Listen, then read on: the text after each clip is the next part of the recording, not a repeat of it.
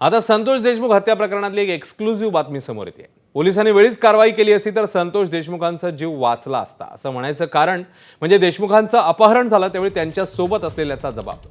माझाच्या हाती हा जबाब एक्सक्लुझिव्हली आलेला आहे। सरपंच संतोष देशमुखांचं अपहरण झालं तेव्हा गाडी चालवत असलेल्या व्यक्तीला कोयता लावला गेला।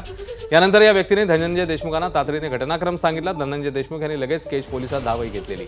मात्र पोलिसांना या दोघांना तब्बल 3.5 तास बाहेर बसवून ठेवलं पोलिसांनी असं त्यांनी जबाबात म्हटलंय। नवा कायदा पुस्तकात पाहून लिहावा लागतो त्यामुळे वेळ लागतोय असली कारण पोलीस देत राहिले। त्याचवेळी पोलीस स्टेशनला पीआय महाजन आणि बनसोडे नावाचे अधिकारी होते। त्यांना सर्व हकीकत सांगितली मात्र घटनेचं गांभीर्य महाजन यांना माहिती असूनही त्यांनी कारवाई केली नाही। आरोपींचं मोबाईल लोकेशन शोधलं नाही। अपहरण करणारी स्कॉर्पिओ ज्या बाजूने गेली तिथे शोध घेतला नाही। देशमुख गंभीर अवस्थेत सापडल्यावर याच प्रत्यक्षदर्शीची सही मात्र पोलिसांनी घेतली। तर या जबाबात प्रत्यक्षदर्शीच्या नेमके काय काय मुद्दे समोर आलेले आहेत पाहूया। संतोष देशमुखांचं अपहरण झालं तेव्हा प्रत्यक्षदर्शीच्या गळ्याला कोयता लावण्यात आला। प्रत्यक्षदर्शीने धनंजय देशमुखांना सर्व माहिती दिली। दोघांनी तातडीने केज पोलिसात धाव घेतली।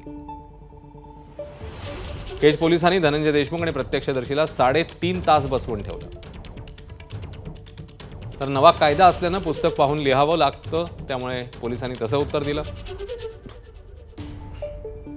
पीआय महाजन बनसोडे नावाचे अधिकारी यावेळी पोलीस स्टेशनमध्ये उपस्थित होते।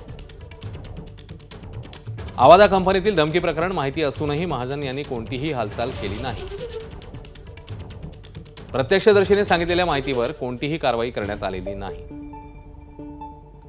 आरोपीचं मोबाईल लोकेशन शोधण्यात आलं नाही। स्कॉर्पिओ कोणत्या दिशेला गेली तेही शोधलं नाही। देशमुख गंभीर अवस्थेत सापडल्यावर केवळ प्रत्यक्षदर्शीची सही घेण्यात आली।